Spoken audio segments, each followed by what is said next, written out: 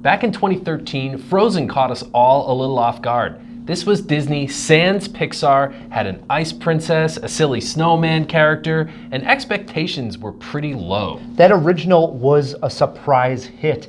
It warmed our hearts, it gave us fun characters, it won 2 Oscars, and most importantly, besides the great songs, which there were plenty, it broke the icy mold of the damsel in distress. Yeah, and after a bunch of misguided attempts at short films, we're finally getting a full-fledged return to Arendelle with much of the original cast and crew returning. But is this Frozen leftover better left in the freezer, or has Disney thawed out another awesome adventure? Ryan and I headed out to the theater to find out. Disney has thought out another great adventure with Frozen 2.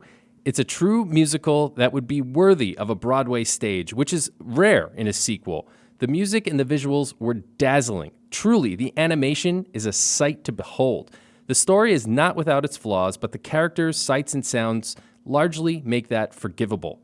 This time around, I see Elsa, Queen of Arendelle, along with her sister Anna, brother-in-law-to-be Kristoff, his reindeer Sven, and a magical snowman named Olaf set out to a cursed forest that connects back to Elsa's powers, their parents, and Arendelle's political past.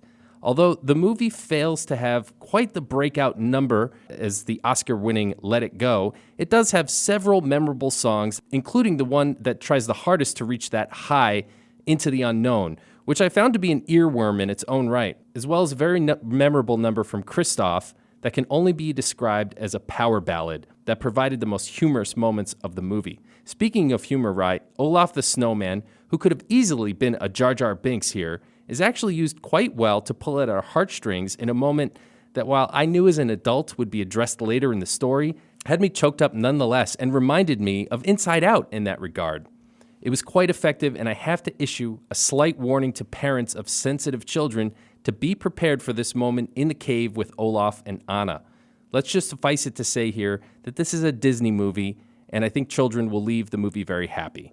While I think the original Frozen is the superior of the two, Frozen 2 introduces enough new elements to the characters to communicate real growth and development. This is not a crass cash grab of a sequel. It's a fun adventure with great songs, strong visuals that will leave family audiences feeling sufficiently satisfied after the long wait for more Frozen. And yes, I want to build a snowman. Ah, Matt, you did warm up to this one. I did. Yes.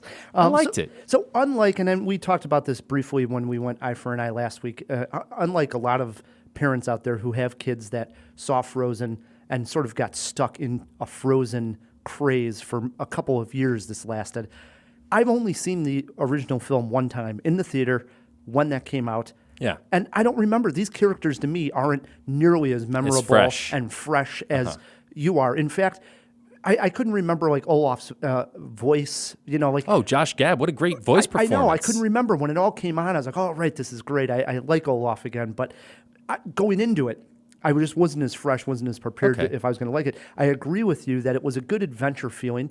It did feel a little bit like How to Train Your Dragon, in a sense, where we got to learn about the island in the first How to Train Your Dragon, and then they expanded the universe of the world. This is a complimentary comparison. Yeah, it is. Oh, okay. So all of a sudden we get to see a little bit more of what goes on in the past, like you said, the politics of it. And we talked about this right when we came out. It sort of sidestepped a couple of areas where we thought we knew it was going to go. Once the entire crew goes on this adventure, we think we're going to learn more about the past and they're going to bring certain characters back. And they avoided that. I was happy with that. I was happy with that as well. The visuals, animation, literally incredible at this point. And I know we say that time and time again with these animated movies. They keep pushing it forward. But the water looked... I don't know how they made the water other than actually filmed real water here. It can't be animated is how good it looked. And there's a couple of dazzling scenes. The humor was spot on. It was good. Am I the target audience for this movie? No, right? But as a reviewer, I can look at this movie and say, hey, they didn't slip up and just do a cash grab. This is actually a quality sequel. Right. I wouldn't say it's as strong as like a Toy Story sequel. Take your pick. And it's definitely not going to live in the annals of the first one where, that was a classic. And that song that you mentioned, Let It Go, compared to, what's this new one? Into the Unknown. Into right. the Unknown. Into the Unknown is not winning the Oscar this year. year. We're talking apples to oranges here. I agree. One's They a went for classic. This one went for it, and it's just not there. It's just not there. But then again, it's a really tough bar to reach that once set so high. I think Let It Go might be the best song from an animated musical from the last decade. I agree.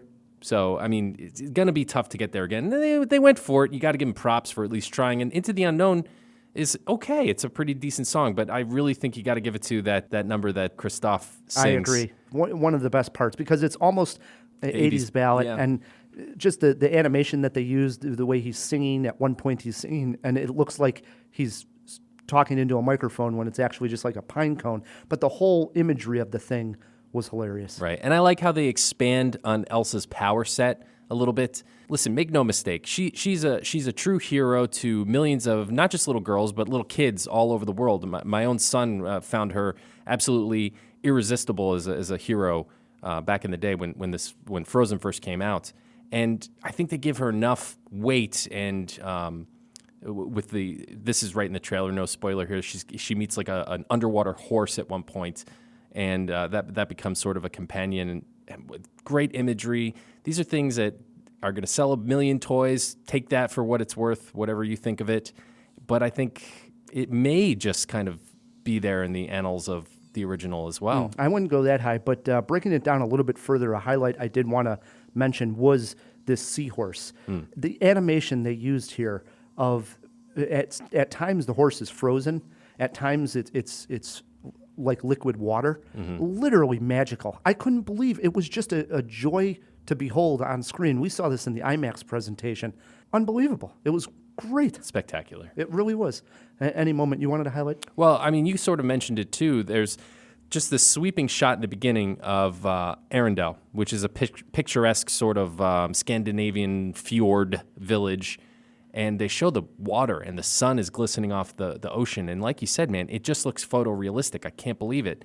It almost makes the character models look too fake. And what is Elsa doing going to bed with her makeup on?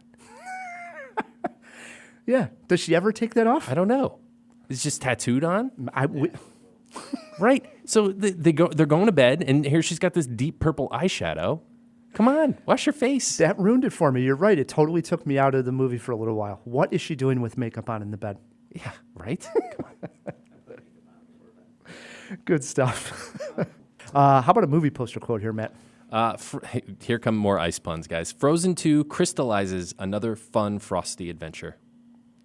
You're not kidding. I had two of them. You tell How me. did you avoid ice puns? Let's see. Well, I played up the magical, right? okay. So I went with not as magical as the first, but enchanting enough to win you over.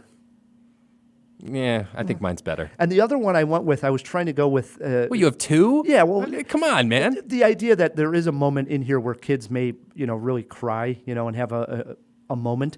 So I went with that was warning, your kid may have a meltdown near the end. Yeah, I mean, about that moment, that's the moment I heard a lot of whispers from... There were lots of kids in our screening, which I think they do for these Disney films, which is a good thing.